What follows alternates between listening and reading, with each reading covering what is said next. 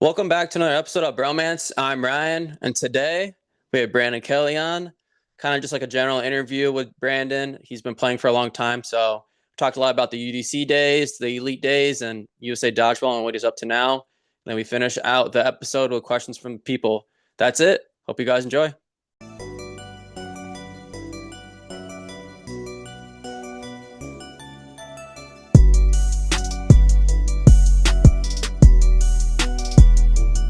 Welcome back to another episode of Bromance. I'm Ryan, and today I got on with me Brandon Kelley. Brandon, how we doing? Doing good, Ryan. What's going on with you? Not much, not much. Man, so right now is MLB trade deadline. We are recording at 7:10 on Thursday night. So the trade deadline ended about an hour ago. So I'm trying to catch up on all the trades. To see if the Yankees are coming in last place. They won't come in last, but I like some of their trades, but I mean they didn't really trade for any starting pitching, so they're not going to go as far as I'd like in the playoffs. So first round exit. Probably. They're not gonna, I don't think they're going to win the pennant just because the Blue Jays are killing it right now. The Red Sox are a lost cause, so we're not even gonna go there. Yeah, the Sox and the Orioles this year, they're kind of, I don't know, they're a little disappointing. Yeah, well, that's baseball. You never know what you're gonna get. Some teams just come hot one year and then they fall back to the bottom of the barrel. It's kind of weird. Pretty much. I mean, the Yankees, they looked good last year. They lost in the World Series, which was a little unfortunate. Just the way that they lost Mm-hmm. was a real kick in the nuts, honestly. Watching that last game, but But we're ready for football tonight. we're ready for football tonight. Yes. So there's the Hall of Fame game. So it's a bunch of third stringers playing, but it's football. Get those sports bets in, man. We're back. We're We're back, we're and then making money this year. yeah, and then college starts in a few weeks. I don't know if you watch college football at all. Yeah, I do. Go Notre Dame. Notre Dame. Yeah, Okay. ever since I was a kid and watched Rudy. Okay.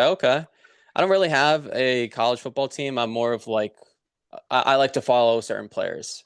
Oh, really? hmm I don't really know many of the players unless they get like huge traction coming up to the draft. I think every year there's like a bunch of really big names that come out of like LSU and like Ohio State. Hmm. But there are like smaller, schools that get big names like Ashton Genty last year for Washington, their running back. Yeah, that's the guy that like caught my attention just scrolling through reels, and I'm like, oh, who's this guy? Derrick Henry 2.0? Yeah, him and Travis Hunter last year. I mean, Travis Hunter's in NFL now, and no Shador Sanders anymore. So we'll see how they do. Yeah, Travis Hunter, cornerback or wide receiver? I okay, so they drafted him way too high for him to only be a corner. So I feel like he's going to play more snaps offensively, but I do think he'll play both sides of the ball. Yeah, I think he's gonna mix in on certain plays. I agree, but what's your football team? New England Patriots, and we've had such a roller coaster since Tom Brady left. And now that we have Mike Rabel as the head coach, I'm feeling really excited. I think they're over under 8.5 around there. I got the over. Over Sports radio is saying 10. 10. 10. They do Damn. have a light schedule, though. Okay, I haven't really checked out their schedule yet, but I mean Drake May second year. Got a pretty good revamped defense. Stephon Diggs coming back, hopefully healthy. Yeah. Staying off Instagram. Broke up with Cardi B. No more pink substances. Yeah, right. No more pink substances on a boat with like 10 females. Calling him daddy. Yep. So yeah, I mean, I'm excited for football. I'm also a Knicks fan, so more of my Knicks stuff right now. Oh man. Yeah, and they just extended Mikal Bridges, so they just gave him a 4-year contract, 150 mil. Well, I like to say when my team wins the championship, I have a full year of just enjoying it. So whatever happens the next year, I just watch the highlights from the finals before. I don't blame you, and I know you're a Celtics fan, so it's tough for you to hear me talk about this. And fun fact, the last two championships were won on June 17th, my birthday. Oh, that's a good birthday. How about that, huh? That's a good So birthday. drank a little bit too much Jack Daniels and had to go to work the next day.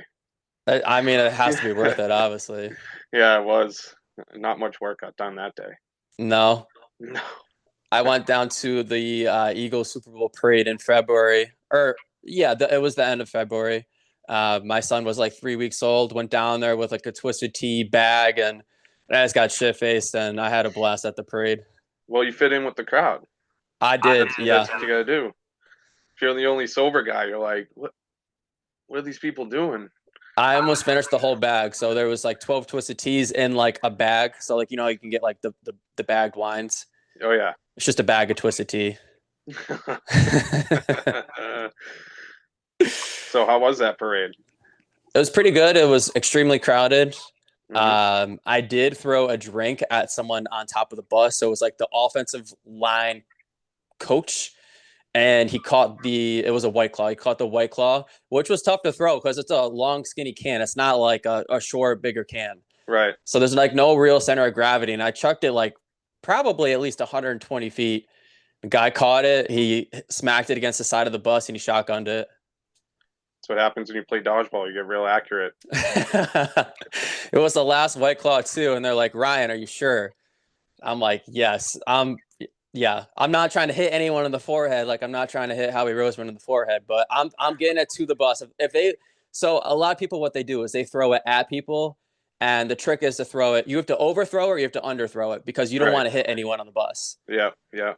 So I, I underthrew like a nip of fireball, and it was like 2 feet in front of the bus, and it was Avante Maddox, and he reached out to go grab it, and then I think he saw that it was like a nip, and he's like, "Nah, I'm not drinking that," which I don't blame him. oh, fireball's gross. The Oh, fireballs too, like you're not going to shotgun a fireball, but like you can shotgun a cannon, like more than half of it obviously is like going on your shirt. So yeah. When I went to a Pats parade, I saw Gronk do it all up and down the parade line. It was awesome. He had like one at one point, and he clapped them together and got doused in it. It was awesome. Party animal. yeah, that's sick. But hey, let's transition into some dodgeball. You ready? Yes, sir. All right. I got a bunch of questions stemming from like when you started to UDC days, elite stuff, and then kind of your goals, and then we'll just transition into questions from the people. Awesome. All right. How do you get into dodgeball? Oh man, gotta rewind the time here. So funny enough, the shooters were my neighbors when I moved to this town. They lived across the street, the three brothers, and connected with them. And they told me, "Hey, we go to this place called Sky Zone, and we play dodgeball and trampolines." So I was like, "No way! I've only seen these videos of this stuff. Like, it's actually real?" And they're like, "Oh yeah, it's for real." So one night I went down there. I think I was 16. I lied about my age, said I was 18, and stepped onto the court with a bunch of people that were probably 26, 23 to 26. And right from there, I was hooked. I was hooked at how good someone could possibly be. And these guys, to me, were the best I've ever seen play the game. And I was like, I want to be like that. And ever since that day, here I am 12 years later, 13 years later, I'm like, this is this is taking me on a roller coaster. This is awesome. It really has. So I think you and I both started the same time. Yeah, because you were coming to those tournaments way back in the day. Yeah, we were coming up like an hour or two late, getting absolutely dumpstered on, and driving like 3 hours home. we so the shooters were a little bit older than me, and we spent a lot of time there. Every Friday and Saturday night from that point on, we'd play for 5 hours a weekend, so 3 hours on Friday and 2 hours on Saturday. And at the time, I was still playing football, and I had like such a tension because I loved football, but dodgeball was bringing me so much happiness that I was like, man, I just got to get through the senior year of football, and then I can just play dodgeball forever. So that's where I started. Jumping on those courts are like so therapeutic. Like I'm just having like nostalgia, just thinking back, like just going on like a Tuesday night practice. So we would practice on Tuesdays. just jumping on that first trampoline and just sinking in like 2 or 3 feet. I'm just like, dude, everything that I was thinking of like would just disappear. Like the second you touch the trampolines. Yeah, and there were so many people that went too, like from casual people coming in, and then we would practice against like the Sky Zone court monitors had their own team when they were off of Sky Zone for not working. They would jump on the trampolines, and we practice against the team called the Wolves. I'm sure I you'll remember remember that them. team. Yeah, and that was really cool because we were able to have high level in my eyes practice every weekend. So, and like you said, jumping on those trampolines and like figuring out your bearings and finally getting your way and making a cool play, it's like, all right, I'm starting to get somewhere in this. Yeah, I definitely remember the Wolves. There was you guys. You guys had some other teams that I would remember consistently would be there. So yeah, like from my point of view, we had, I guess, Kingdom, and they kind of Yeah, got us into dodgeball. So we started playing at a trampoline park called Flight. Then we kind of graduated to Sky Zone because Flight would host these tournaments, but they would always have these house teams, and they would cheat their ass off, and they would almost always win them until Kingdom started coming, and then they would start winning them. And then we're like, hey, like fuck Flight, we're not going in there anymore. It's a waste of our time. It's a waste of money. We just get frustrated. So then we started playing at Sky Zone, and it was just Kingdom. And then Sean, myself, Dan Smallcomb, Will McNamara, Alex Perez, Enriquez, we yeah, all started Honey Badgers at the time. Well, it was Incredibles, and then we changed our name to Honey Badgers when we started taking it serious. But we would practice against Kingdom, which was a step up from us for sure. But then we would go to tournaments with you guys, and then again, like not even close. Like it was a best of, I think, 5 series, and it'd be 3-0, 3-0, double elimination. All right, time to go home. hmm and at that time, um, I think Mikey was still too young to play, so Yeah, I it think was I just think you're right. me and the shooter's friend Chris and Christian, and then the three brothers, and then we recruited Mikey before he was even of age to lock him in at that time. So I have this question, that I want to ask later on, but I'll just ask it now. Why did the shooters always wear basketball jerseys? Because we would always gather for um, playoff basketball and watch every game, and we all had like our favorite players, and we never got around to making jerseys until the elite days, and I feel like it was kind of just our image, like this is what makes us unique, like we use the trampolines unique and we all wear basketball jerseys, so like it was just like our thing at the I time. remember I remember Christian would always have like different jerseys on too. Yeah, he had some old school nice ones. He had like the Phoenix Steve Nash. He had an old school Kobe number 8, which was all black and purple. I think he had a regular, purple and gold Kobe. That was his guy. Mike Leche always wore Kevin Durant, and I think Rick always wore a green Rondo jersey. And then G would just pick any jersey that the brothers didn't wear. And this was back in the day for everyone who's watching. So this is like 2013, 2014. So this is like all super relevant, like superstars at the time too. Yeah. So we would and then we when we finally got jerseys, we just went to like this random guy and it was just a simple jersey, just because Elite didn't allow us to wear basketball jerseys. They said you guys need jerseys, so we're like, all right, well, this is this is what we got to do. Whatever happened to the brothers and Christian? I think they just got phased out. I think I think dodgeball just phased them out, and it wasn't the same once me, Mikey, and Caterino left the team. Oh, I forgot about Caterino. Yeah, he was on Awesome for a while. Yes, yeah, he actually was on the team that beat Shooters in 2015. Oh, hmm man, I forgot about Cat. And he lives right down the road from me. No shit. Yeah, small world. Shit. He's got to come out to one of these tournaments. I don't think he's ever coming back. No. Sadly, no. I think he's just doing his thing, man. I think he's probably ripping it up on a golf course somewhere. Yeah, You know. man. All right. So speaking of the Sky Zone and UDC days, what was your home Sky Zone? Like, where would you guys qualify? Uh, we qualified every time in Sky Zone Everett. And then we got word that Sky Zone Danvers, which is the same distance just north of Boston, was opening, and we decided to check it out, and we started going there more consistently, and met the people there, and started drawing more and more people to Danvers. I think we were getting sick of driving kind of into the city a little bit, and it was just an easier drive for us to get there, and come home. So, but we would qualify every time in Everett.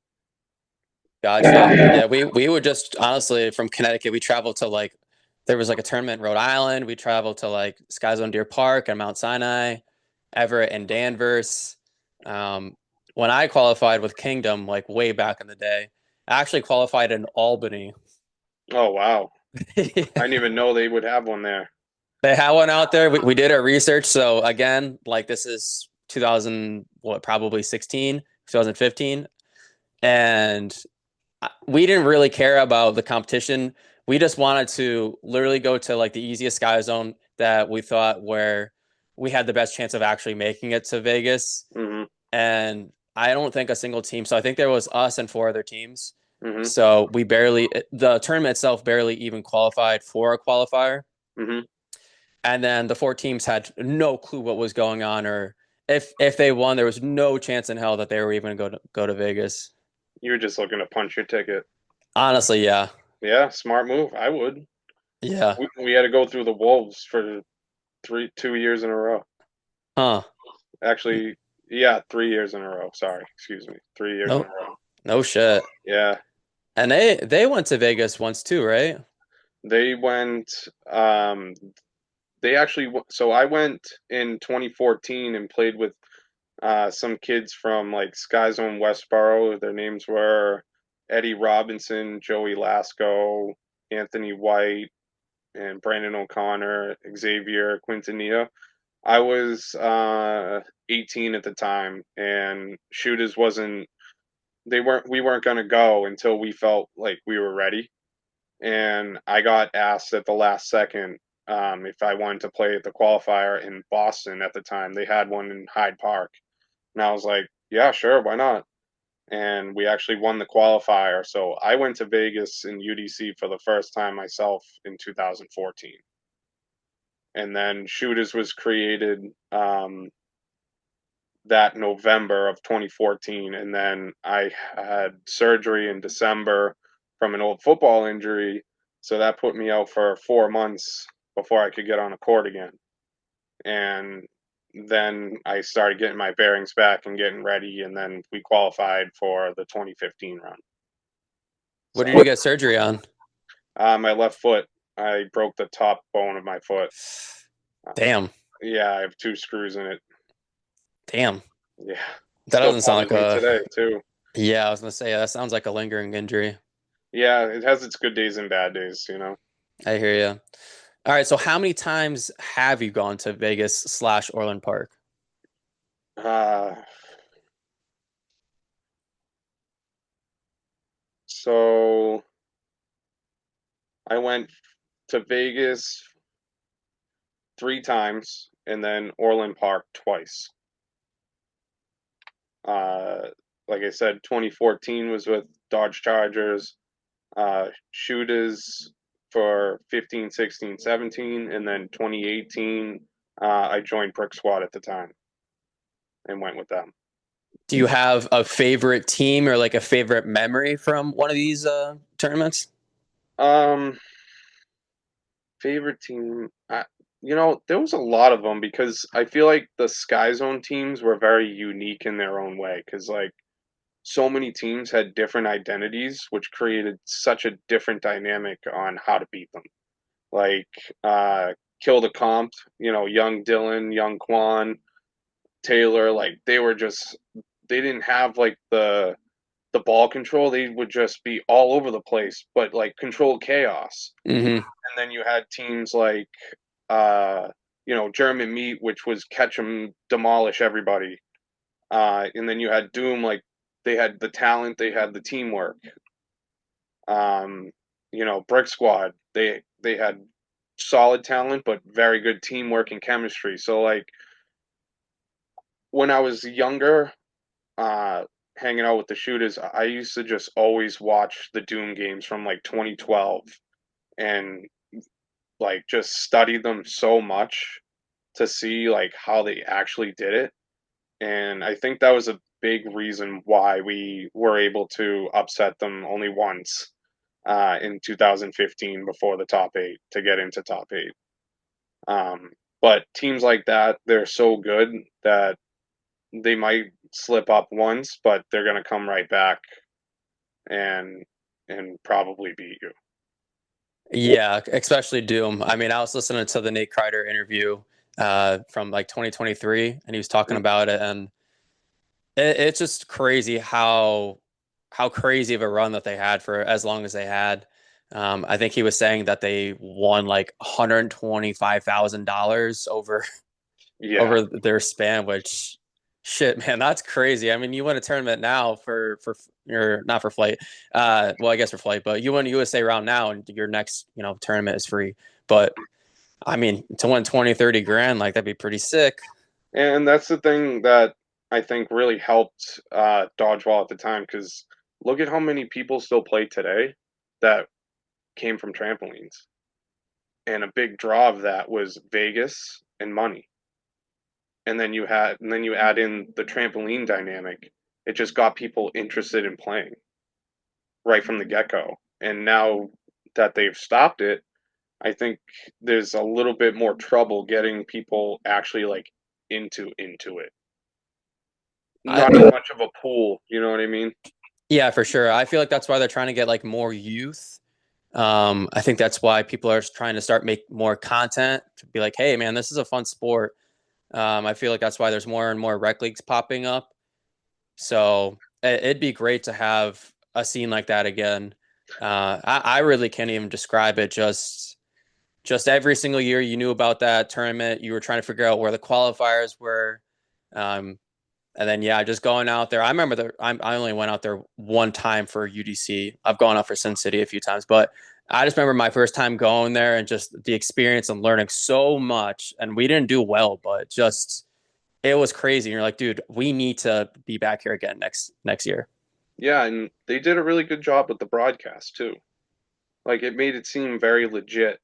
They'd go into the broadcast booth and the guys would break it down or whatever, and then they'd show highlights and they'd come out with highlights and you could always go back and watch it and like show friends of yours like, hey, come down to Sky Zone, you can play some dodgeball, and it gets people into it. They had refs come out specifically just to ref. They'd pay them. They had, just kind of just like what you said. They had like live commentary. Yeah, They had drones that one year on the yes, courts. yeah, I remember that. Yeah, they Yeah. were like really trying to do it up. It's sad that it's not really a thing anymore. Yeah, you remember that feeling when you just walk through the door and it's like so much aura. Like there was just so much aura when you walk through the door. It's like I'm in Vegas right now playing dodgeball on trampolines. It's unreal. And then going up on that catwalk, and then you get to watch both courts, and then they had that massive court in the back, like the Yeah. massive court in the back. Mhm. Yeah, Good times. good times, man. Missed it. All right. What's my next question? All right, let's skip past all the UDC stuff. Let's talk about your elite days. So, kind of just a general question. How was your elite experience? Well, so a little bit back to Sky Zone now transition. So 2015 when we were there, I saw the banner of Elite Dodgeball and I was like, what the hell is that? And just talking around people in the catwalk or whatever. And out of all people, Tim Fullerton from Rise told us all about it, and was the one that got us connected with Armando when he was on Davis at the time. and told us all about the 8.5 balls. And then we had a 65 random day in December, and we just went for our first 8.5 experience in Somerville, which is a city of Boston, and got got a lot of bruises that day. And then we're like, all right, here's another obstacle to come over. And 2016 was our first run at it. We played our first tournament in New Jersey, I think it was, and we had no idea what we were doing. Definitely didn't have the right gear for it. Um, got smoked, but kept us into it because when you get smoked, you want to come back and show people up the next time, right? And we I can't remember what happened for the other two, but I do remember we got enough points to win the East that year for our first year. So every tournament after that, we got immensely better. Credit to Davis Dodgeball, and we won the East and got a top 4 spot for nationals that year. And this is going to be something that not a lot of dodgeballers will like, but I miss 8.5 Oh so no. much. Boo, tomato, tomato. I miss it. I miss the noise. I miss people being red, and I don't know. I liked it. Yikes. I I do loved not, it, dude, I think I got like 4 concussions playing 8.5. and I liked how I could catch fastballs too at the time. There's not many times where I would say the last time I've stepped on a court and I legit was like, fuck this, dude, was 8.5. Like Seems to legit be the scared. I'm common like, dude, I opinion don't want to around play. now. I do not want to play right now. It's a you have to have a good team to enjoy 8.5, in my Have to. opinion. If you have a bad team, it's a long day, and it I can see why it's been phased out. I Yeah, think between that and a lot of injuries, a lot of bad finger and hand injuries, yeah. I do gripping the miss ball. how like intense it was at the tournaments. Like it was very intense. You could get so close to people. Like I do miss it. I do miss it. The balls were like super easy to catch, so like you got to put like 2 or 3 on someone. Yeah. Yeah. Did you ever play pinch 8.5? Uh, I think I did it once, and that was an experience. I said, "Fuck this," because I can't throw it. So No way. I have pretty small hands, so I played pinch 8.5 in Cleveland against like the Gamecock guys, Oh God. not Dynasty, the Legacy, Hmm. and we almost actually won that tournament, believe it or not. Wow. But I could kind of pinch the ball, but I'm like, dude, I can actually throw the ball normal now because the balls aren't super inflated. Oh yeah. That was an experience. So if people think like people from Connecticut that are watching this right now, if you go to these tournaments and you're like, wow, this person throws a foam ball like 78 miles per hour, that's fast. Go play pinch 8.5 against some of these people in Ohio. That is terrifying. Yeah. Uh, I would enjoy just watching from above or from the side because I've seen that dude Swat take a bunch of pinch throws right to his face, and I'm like, I don't think I have the pride to take it. Like I would want to get that person back so bad, but I can't. I can't get him. I got hit in the mouth by Sam Hutter playing pinch 8.5, and I got a bloody mouth so fast. And it wasn't even like a close throw. It was probably like a 20, 25-ish foot throw. But I mean, you and I know that's not a long throw for 8.5. No, it's not. It's not. Don't miss it. All right. So let's talk about your current path to the team that you play on now. So you started on what, Dodge Chargers, you said? That was my first official team. Yeah, And and then that you was moved on just to the Shooters, yeah, and now you're on Anarchy. that's right. So how did you get to Anarchy? Uh, Anarchy was it was started at the end of nationals of 2017. We noticed some of the shooters were kind of not as committed as they were in the previous years, and um, if you're not committed to something, then it's not going to be enjoyable for to take it as serious, right? and so I got I got reached out by um, I think it was Andrew Zapps um, saying, "Hey, we have one more spot left on our new team. Do you want in?" And I had a feeling that the shooters were going to be done, and I wanted to keep playing. And I said, "Sure, I'll join." And that's where I started my journey from 2017 till now on Anarchy. And it was comforting to know that Mikey was still going to be a teammate of mine, and we've been teammates since uh, 2015. So this is our 10th year. So talk about Mikey. So you've been playing with him for 10 years. You seen him when he was like, what, 15, 16, 13. 13?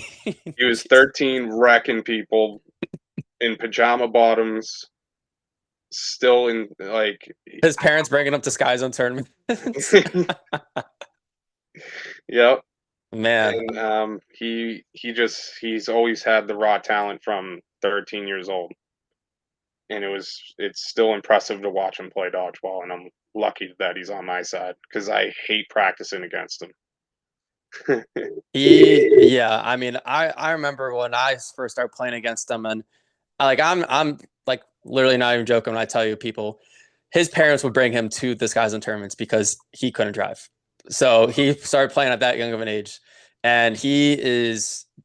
I mean, obviously he's really good. He was really good back then too. So you could see him, his throw, his dodges. I mean, on the Sky Zone trampoline courts, I think Kingdom kind of got it from him, but he would jump from the bottom trampoline to the Hmm. top one. And this dude is 13 years old, jumping up and down like a monkey, and he's 15 feet in there, like no joke, All of 15 feet. Yeah. just back and forth, back and forth. I remember pulling up into Sky Zone that one time, and I'm at the very bottom. So like there's like the check-in area right there. And Hmm. I'm looking up and you guys are playing and I see Mikey above the nets just jumping. Yeah. What made him so crazy good on trampolines was he could close the gap twice as fast as he does right now. He used the trampoline so well to close the gap on you, you were dead in the water before you even knew it. And I mean, he transitioned into court dodgeball like nothing. He had no slack in his game. Just a pure athlete. Pure athlete, raw talent, so much raw talent. I mean, he's got it all. He really does have it all. He And still does too, honestly. Like I mean, I don't really get to play against him too much, but just I mean, the last time I saw him was at the BDO tournament, but I just watching him, I'm like, where is his weaknesses? I know now. I mean, now he's figured out how to catch way more than he used to, and that has made him an all-around like near unstoppable player. Um, yeah, him and I, 10 years. I've been playing left corner. He's been playing right corner for 10 years. So Two good corners holding it down. yeah, All right. Build your dodgeball Mount Rushmore of goats. okay. I gotta put Ketchum up there. I gotta put Pine up there. Um, I gotta put Tim Fullerton up there. A reason for that is ever since we added him to Anarchy, he has helped my game mentally incredibly much more with seeing the game and understanding a lot of things. And he he won a national championship without Billy and was able to overcome that. And I think he was one of the best mental engraved players I've ever seen. Um, on top of being impossible to hit. So that dude is a gamer. Sad that he retired now, but I got to put him up there. Number four is a toughie because there's a lot of people competing for it. But to me, a Mount Rushmore is someone that can play every ball type, and I've seen all three of those guys excel at all the ball types. So I I got to put Mikey there. Mikey? I got to put him there. I don't Okay. want to be biased, but the dude can pick up any ball and be one of the best players in the world. I totally agree. So I got to put him there. Do you have a welcome to dodgeball moment? Or have you Uh, had one? That's a better way to oh, say it. oh yeah. I remember one of those first nights going to Sky Zone and you know, seeing those guys being so good, and then I got cracked so hard in the face with one of those old school gopher no sting balls, and my eye was so fucked up for at least 2 days. Like it just was not right. I almost went to the doctors, and but typical me, I tough things out. And that was my welcome to dodgeball, use your peripheral vision moment. And ever since then, I try and never get hit in the face ever again. Yeah, getting hit in the face is not fun, especially when it's a rubber ball. Freaking hurts. My welcome to dodgeball moment is actually against you guys. This was like Maryland or Delaware. It was like that floor hockey rink. Oh yeah, yeah, yeah, yeah. Yeah. Yep. So I was playing left corner, never forget.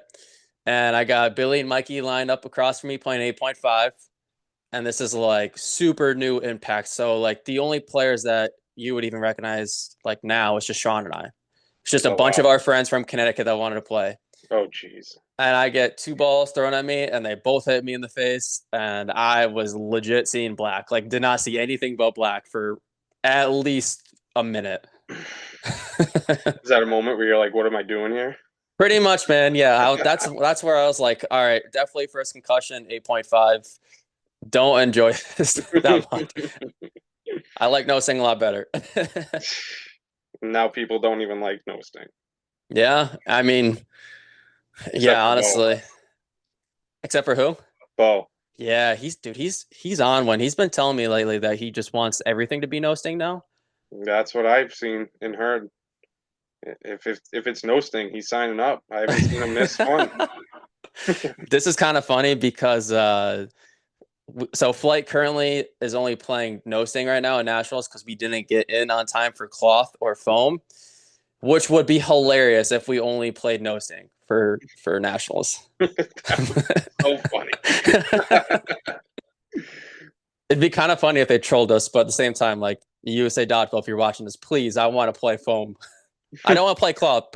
If my team wants to play cloth, like let them play cloth. Please, I just want to play foam. All right. Do you have any hobbies other than dodgeball? Uh, very few, but the ones I do, I really enjoy. I'm a huge fisherman. Uh, you'll catch me on the weekends posting on my my Insta story at like 5:30, 6 a.m. out in my kayak trying to catch some largemouth bass or some pike. For me, that just it's a meditation, quiet time where I'm away from work, I'm away from people, and and I think of like so many different things out there. And on top of it, like the adrenaline rush of finally hooking into one, like I feel accomplished. So I go on the weekends doing that, and then I go surf casting for stripers too. And when I go with my buddies, it's a great time, whether we catch something or not. I'm with some friends from high school, and we have fun. Where do you go fishing? And I mean, near Boston, is it like lakes or? Uh, on my kayak, I go to various lakes and rivers outside of Boston, and then if I go surf casting, I either go down the Cape Cod, or I go to the North Shore and just hang out there for a few hours. Okay, nice. And then I I go to the gym a lot, and I do hot Pilates as well. Oh, okay. So I didn't put this into questions. I wasn't sure if it was something you want to talk about, but you have a crazy weight loss journey. Do you want to talk about that? Sure. Um, in 2020, I was my at my heaviest. I was 272 pounds, um, and one of the driving factors was feeling like if I didn't lose the weight, I would have been cut from my anarchy team. And I also wanted to be like good, like I wanted to make that next level and compete with the best players. and there's a private gym about 15 minutes from me, and Mikey told me about it. And he got me in there. It's a 24/7, 365 private club, and I just went right. I took the bull by the horns, and I lost 10 pounds a month. So by the time we went to Kyle Roth did a 8.5 turf thing. Everyone was like, "Dude, look at you!" I was like, "I did it, I did it," but now I have to figure out how to play like this.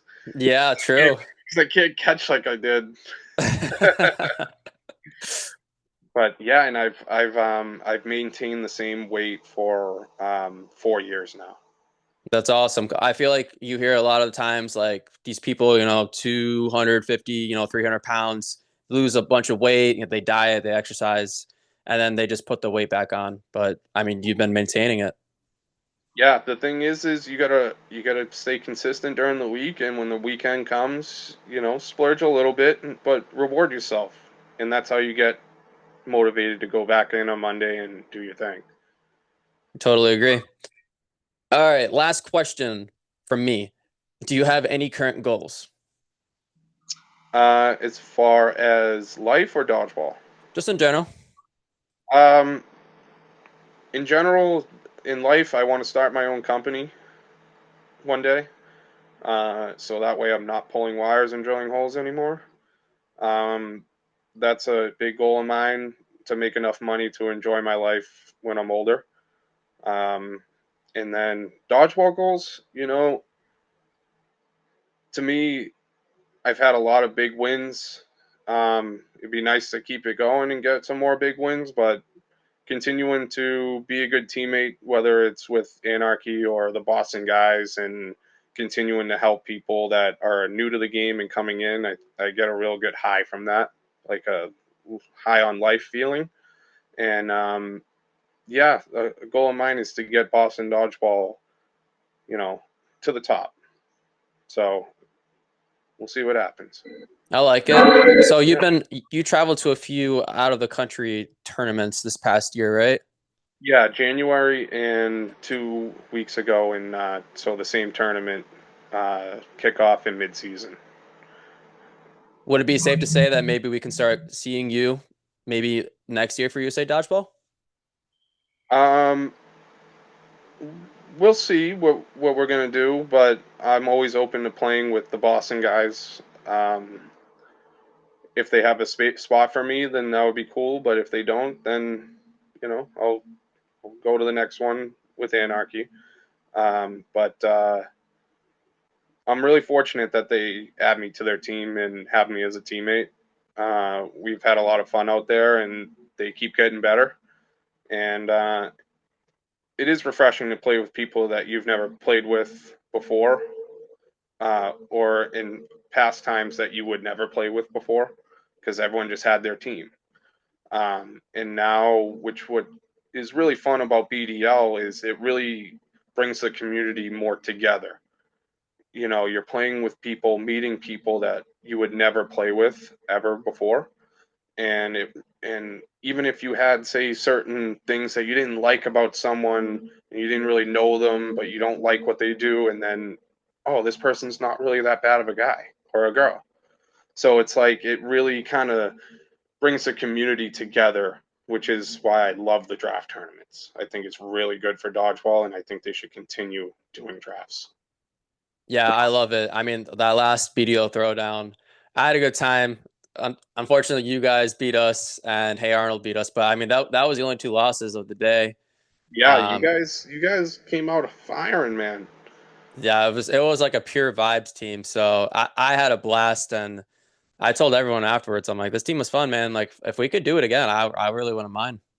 The BDL tournaments have been the most fun I've ever played. So that's definitely a kudos to BDL for doing great things. Yeah, and I know that they're definitely working on like I don't know, organizing their fifth BDO tournament. Yeah, we'll see if I'm allowed to be a captain because I drafted so good. So Yeah, the you won the fantasy last one. football I've done, man. I did my homework. Yeah, you won the last one. As soon as you got Kyle, I'm like, fuck, man, I want Kyle. That's what John was saying. Yeah, but they're always super fun. And yeah, man, I mean, I hope that you guys come out more next year. So that'd be Thank cool. you. Yeah, it'd be good to see people more. All right, questions from the people. We got 1, 2, 3, 4, 5, 6, 7, 8, 9, 10, 11, 12, 13, 14. So we got a good Wow. amount. All right. All right, ready? Yes. All right, question from Heat. After being a top player for so long, what is it like taking a small step back to help build new talent? Uh, the best part of that is being a player coach and seeing the success from your own input and help, but having them take it in and then showing it out in the court. Uh, when Dave Holm had the finals of his career uh, earlier this month, it was so awesome to see that I couldn't even hold in my emotions. I had to pick him up and carry him across the court because I know how much it means to him and how hard he's been working. And stuff like that just makes me feel so good to see people starting to succeed with their own endeavors from my input and my help towards them. I totally feel that. So Nutmeg, we're celebrating our 4 years. Shout out Nutmeg. Go follow them on Instagram. We posted yesterday our 4 year picture. But yeah, these people are starting to travel, and it's awesome. And watching everyone get better and better every tournament is super fun to see. And I'm super happy and excited, and I feel like a proud dad watching them. Honestly, Yeah, I don't have any kids, but I can kind of feel that energy. I get called dad a lot at Nutmeg. All right, question from Bo. What do you think the Boston players need to do to take that next step to win more? you know, they have the drive and motivation to be there. I think what they really need to do is focus on the little things during a tournament. Things like um, not getting too riled up in bad moments. Things like shagging efficiently. And I think the biggest thing that they need to do is um, have a little bit more communication amongst themselves about how they want to break down the opponent that they're playing. You know, and they're getting there, but I think the more they put more effort into the little things is what's going to have them succeed in beating a team that is uh, deemed to be better than them or supposed to beat them. And once they start figuring out the little things, they're going to start beating those teams. And they're right there. It's like so close that they're about to do it. And they're consistently going to these tournaments. So like Boston Heist is at every tournament. Hmm. In Seattle, we had Connor Block and Nick Scally play with us and had a fucking blast. And yeah, we were trying to teach them all these little things, like what we mentioned, like shagging and stuff. And they took really good constructive criticism. And afterwards, I was talking to Nick and Connor. I was like, hey, man, like take all this stuff back to Boston, teach each other, like make each other better. You go to Hmm. these tournaments, like you don't have to win tournaments. I feel like a lot of teams they go to these tournaments with such high expectations Yes. and they won't meet them and they'll realize it like halfway through or like they'll go like 0 and 3 in their first 3 series Hmm. and then heads down like bad Hmm. vibes the rest of the tournament. I'm like, just get a little bit better every tournament and make it to the finals and like, all right, cool, we made it to the finals. Next tournament, like it's ours. Let's go. What I try and tell those guys is don't worry about anything that happened in round robin. Our seeding is our seeding. And I always say right before we play playoffs, I say, guys, the tournament starts now. The tournament hasn't started yet. This is the tournament now. Like this is when it counts, you know? So I really try and get everybody mentally locked in that okay, now it's go time. We had our mistakes, we learned from the mistakes, but now we can't make any more. So we got to get going now. And for anyone that's watching right now, keep an eye out for Nick Scally and Connor Block. Those two are going to be a problem soon. Very Facts. soon. Facts. I tell my rec teams too for Nutmeg. The first week, like let's say like some seasons we play 8 weeks, some seasons we play a little bit more. But I always tell them I don't give a shit if literally we don't win a single series. When we go to the playoffs, we're all gonna know how to play and how each other plays, and from there on out, it's literally one night like we're gonna go undefeated, and we have a pretty good track record. The key to dodgeball is consistently getting a little better throughout the day. So that way, when you're at your backs are against the wall, you put out the best performance that you possibly can, and let the chips fall where they may. You know. Totally agree. All right, this next question is actually not really a question, but a statement. So this is from Meredith. You hit me in the face so hard, my nose ring disappeared. Sorry, Meteorith. I kind of have a knack for hitting people in the face sometimes.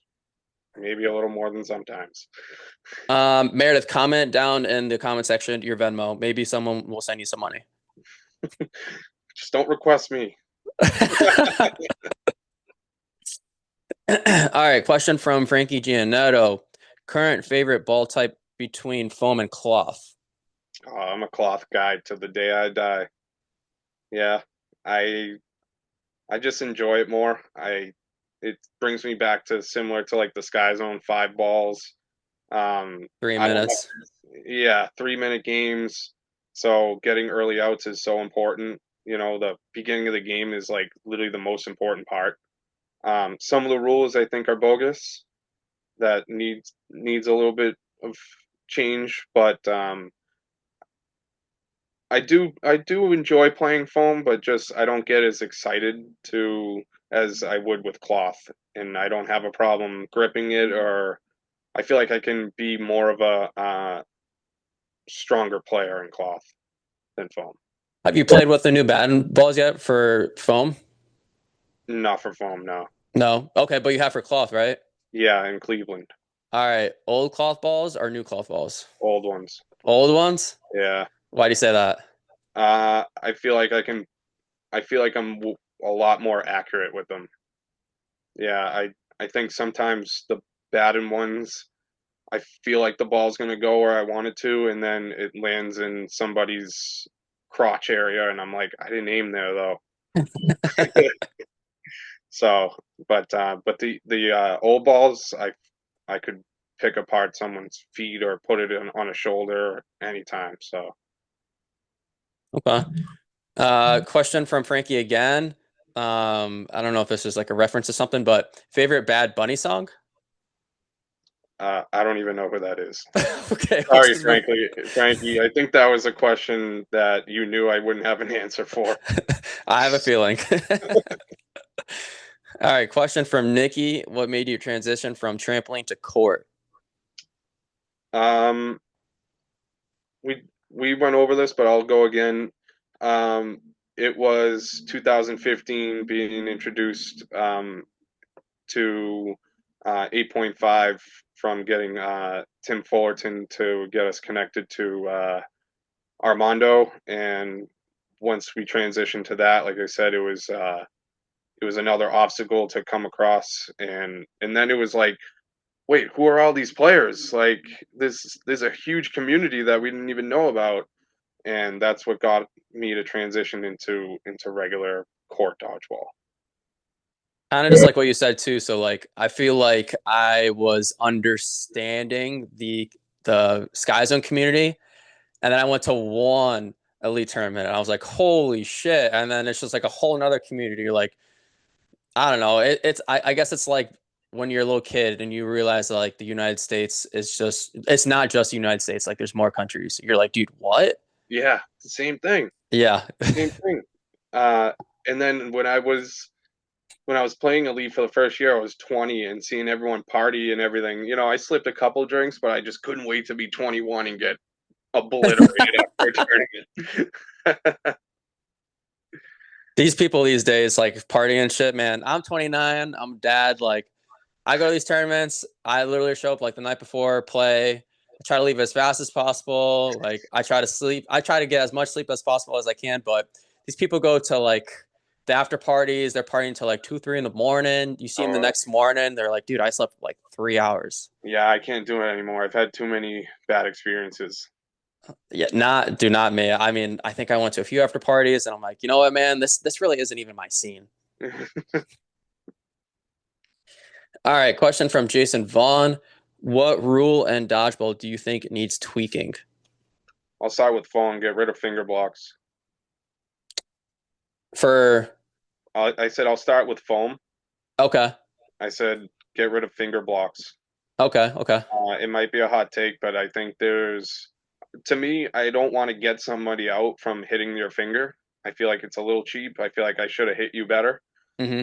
And then certain things I've experienced is if a team goes down like 3-0 and then the fingers start getting point across the court that we're finger blocking and it just becomes like this accusation that somebody's cheating or the team's cheating and like there's a lot of, you know,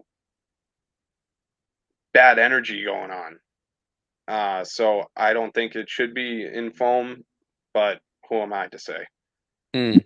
Um, other than that, foam rules are cool. And then cloth, I think some of the rules that the Europeans play with, like I said, are bogus. We had a play that happened to us in Vienna. We had Niklas Stanchenko and Jeff Giovinco come with us, and there was a pop-up ball that was either blocked or deflected off somebody, and they both went up for it and made contact with it, secured the catch, and somehow in the rule book, both those players are out. Oh, both. Both of them are out because not one player caught it, so they can't make a decision on who caught the ball. It's first contact, right? Yeah. Yeah. So the person that got hit is out, but nobody else could come back in those. So we lost three players from one ball. Damn. So that part of it, I think, is really stupid. Um, I don't mind the block backs. I think that the old 8.5 rule, Hmm. which is fine with me. I mean, block the ball down. I think that if you're a high level player, you can figure that out.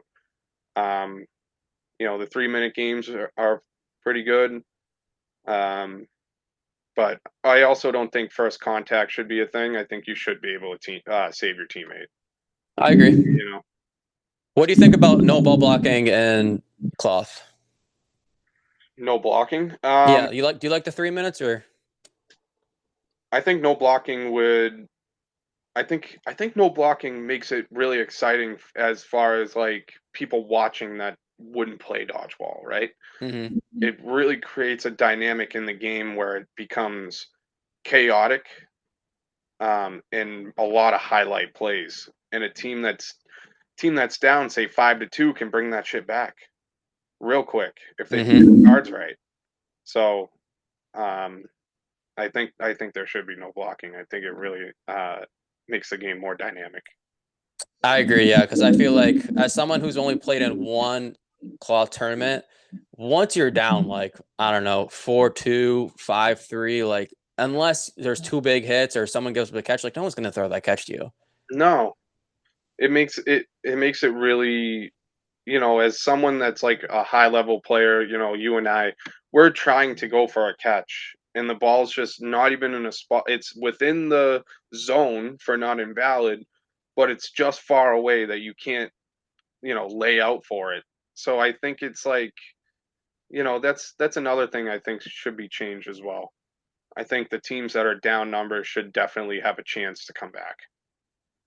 I agree. Yeah, again, I've only played one cloth tournament and I'm definitely watching and learning, and I do like some of the rules because I like to I like to think that I'm pretty good at manipulating a lot of little things. Like for foam, I really like that rule. If you're on defense with three balls and that team comes up and you hear like 1 second, if you know who's throwing that ball, you throw that fucking ball at them because you're getting all six right after. Now, do you like the every throw resets or do you like the USA um, backline counters? I personally like the USA stuff. I would We have to get used to like the Toronto rules and like the world rules. That's something I'm really gonna have to remember um, if I'm lucky enough to make the team. But yeah, because in my head, whenever I hear like two or one, and I'm certain who's throwing it, like I'm throwing the ball at you every single time. Oh yeah, I I think it gives the defense a chance to make a play instead of having to wait to be thrown at every time. I feel like I'm pretty good at getting six balls back at least once or twice a tournament. Another question from Jason. Favorite moment in dodgeball that you did, and also favorite moment in dodgeball overall. All right. Favorite moment was probably when I was a youngster in UDC and I got the number one catch on the highlight reel in the finals. That one still feels good to me 10 years later. Drop catch on the back of the trampoline. And then the next year I got the second best catch of the tournament, which was a no look cross from Pine, and it stuck in my legs, which isn't a fluke because I've done it a lot. Just not to him because he doesn't throw there anymore. And then overall, I think it would be probably our 2023 Nationals run. We were never the best foam team around, and then we just caught fire. In 2023, we won the open foam and the mixed foam.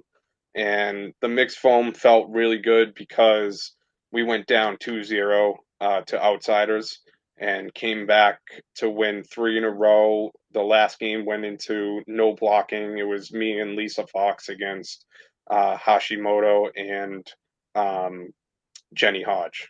Ooh, And I ended up hitting Jenny on a backline counter, which is why I like him, in no blocking. And then I found success with because Eli's so hard to hit.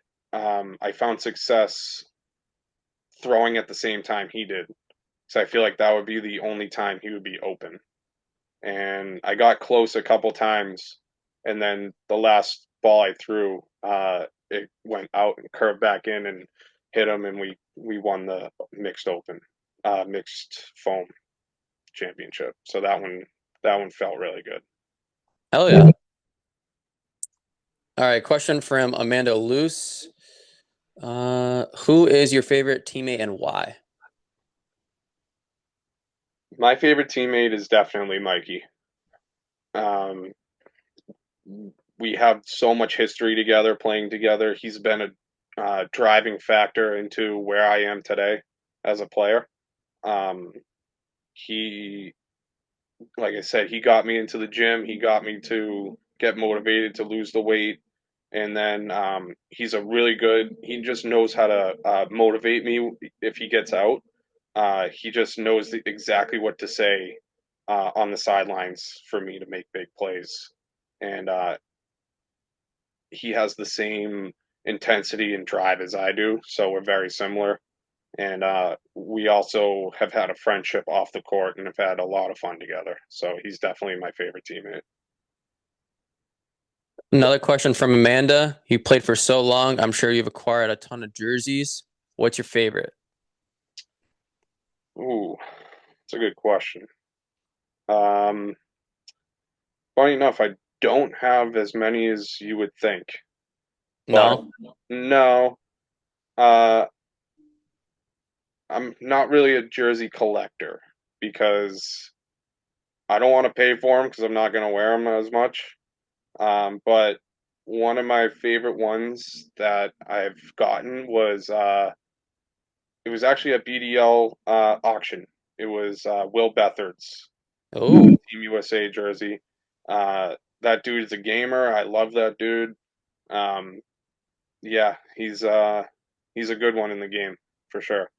One of my favorite guys in the game. love Will. All right, question from Jackson Lamar. What do you recommend to those who want to throw as hard as you? Come on, man! I don't throw that hard. He suggested steroids. um, I think personally, I don't think I throw that hard compared to a lot of other people. But what I try and focus on is timing and accuracy. I think that's the most important thing in the game. You can throw extremely hard, but if you throw it in that catch zone, it's probably going to stick a lot. So, but there's a lot of videos on YouTube that I've used, with using bands, um, and a lot of stretching stuff like that. But yeah, All right, last question. Question from Mackenzie Wilson. Rank the ball types from favorite to least favorite and tell us why. So we got no sting, foam, cloth, and 8.5. All right. 8.5 is always going to have a special place in my heart, but I have to stay current right now. So I'm going to say it's cloth number one, 8.5 number two, foam number three, no sting number four. Damn. Yeah. Damn. Yeah. Cloth takes number one now. Okay. I was gonna guess cloth, but then I was like, is he going 8.5 for the second? I can't. I have to stay current. Oh man, yeah. Dude, I don't miss those 8.5 days at all. Yeah, I've accepted that it's gone now. So like it's just about the new challenge and I out of all the balls, I've struggled the most with foam, surprisingly enough. My first go at it was one of the FDCs. I couldn't throw the thing for the life of me. I kept spiking it. So it took a while for me to figure it out, and it still takes me a while for me to like really put the ball where I want to. And there's a lot of times where I'm like, man, I just can't put a ball on somebody today. Like everything feels good, but the ball's just like barely missing people. So it takes me like at least probably 4 or 5 round robin, almost a full round robin for me to like feel like, all right, I'm getting it now. Yeah, I mean, I remember when I first started playing foam, it was the same thing where like I'm throwing the ball and it's 5 or 6 feet in front of me, like straight at the ground, or it's Yeah. 15 feet over someone's head. But now I would say it's my favorite ball type. Um, and yeah, I know you haven't played these new batting balls yet, but I really like these new batting balls. Are they similar to the old ones? No, not at all. I know that they're lighter, but they feel heavier. Okay. So, So so you can feel the density if you like pick it up. for All sure. right, I like that. And then like if you want to bounce it to a teammate, so like let's say you're playing like I don't know out of the middle and your corner throws, you really have to throw that ball down for it to Oh, bounce really? one time to your teammate. Oh, that's good to know. Yeah. So I So, mean I really enjoy them. So the semi pros now we have the new batting balls, which is awesome. Because I mean okay. that's what we're playing in the USA stuff, which Yep. makes sense. And then for nutmeg, I know that we're trying to get bat balls, but yesterday we were playing with the old BDO balls, like these balls, and Yep. I was throwing them around. I'm like, man, I forgot how light these balls are. It's good to know because we're playing mixed foam on this coming Sunday. Oh, okay. So you're going down in Dallas? Yeah. Yeah. Okay. We're playing cloth and mixed foam. All right. All right. Yeah. Hell yeah. It's good to know because I love mixed. It's my favorite division. You're gonna pick up that foam ball and throw it once. You'd be like, all right, I need to like lock in. I need to throw this ball at the wall like 30 times, like because these balls cut fast. Like these balls Okay. can especially if you can spin the ball, you can spin the ball both ways. Oh, wow. What I notice about the old balls is my throw is consistently curving to the left and back to the right. So we'll see how these ones move on Sunday. They're gonna look like a frisbee. It's good to know. Thanks for the input. Yeah, no problem. Yeah. Again, I like them. I know some people don't, but you're also never going to pick up a ball that has a rip in it. So you can lay on the ball and pop it like pine, but you're never going to, unless like you're really sticking your finger in it. Again, I've never picked up a ball that's had a rip in it yet. So Nice. That's good for longevity because some of those foam balls they just deteriorate so quickly. And like even if they don't rip, like you'll pick one up sometimes and it's like, dude, like what is this thing? Like there's nothing left to it, you know? So right, right. as far as a financial standpoint, it makes sense. Like and those balls ain't cheap. Those No, old hell ones, no. those old ones are expensive. Yeah. Yeah. Whenever I would get like a light ball, I'm like, all right, guys, I got this. And I would just dirt it or sail it. And I'm like, all right, when that ball comes over on this side, like look for that catch because that ball's going to sail. And it hurts to throw those too. The Yeah. squishy ones. Oh man, it hurts. Yep. But that's it, man. Do we have any closing thoughts or shout outs? I wanted to ask you, what is your favorite division? Is it open or is it mixed? Um, I really, I don't know. Flight's done really well this past year. So I would say probably men's open, but NPC, so we won in Boston. So that was a good time. That was actually my first mixed medal. Hmm. So that was like a big thing for me. But I don't know. It's tough. I would say mixed is more fun for me, but men's I take more serious. Okay, that's good to know. I always like to ask people For USA, I want to say that I would like to say that I think I'd fit better in for mixed. for the national team. Yeah. Okay, I think it good. fits like my play style more. But yeah, I mean, like when we're playing these USA rounds, I just think it's also never the first tournament either, right? So you're playing men's open, Hmm. you get your frustration out, and then you go play mixed with your friends, and I think that's when a lot of people start to drink too. Yeah, that's for sure. They're a little more loose out there. Yeah. All right, so closing thoughts and shout outs. Uh-huh. Closing thoughts. Um, Dodgeball's taken me on a crazy journey, and I've loved it every year. I've been able to healthy enough to do it. I'm hoping to continue to do it as long as I possibly can. Um, I thank you for having me on here. It's an honor to be on your new podcast. Um, you're doing great things. It's really cool to get all these different people talking about dodgeball and hearing different things about, even where they come from and what they do to their day to day lives and how dodgeball intertwines with it. Um, and shout out to Nutmeg for what they're doing. It's really awesome getting these people committed and into it. All the organizations around the country, especially the East Coast and those Beast Coast tournaments are awesome. You feel like you're playing for your people, which was great. Shout out to that tournament, and shout out to my home boys in Boston, PDL and all those guys. They're doing great things. They're good people. Hell yeah. I don't really have too many shout outs. I'll just say shout out Flight. Fortunately, I can't make it this weekend, so definitely going to be watching, cheering the boys on. If anyone's interested, we're going to be doing a Nutmeg watch party again, so hit me up. I'll send you the link. And then I'll just say be on the lookout for Tuesday. So I'm going to have Giancarlo and Sean on Monday night, so I'll post Tuesday, but recap in Dallas. Awesome. Hopefully we do well so they can talk about us. I know. We'll see. Wait. Hopefully, Flight does well. Oh, geez, I forgot about them. All right, man. Thanks for hopping on. All right, dude. Thank you. No problem. Peace. Good night.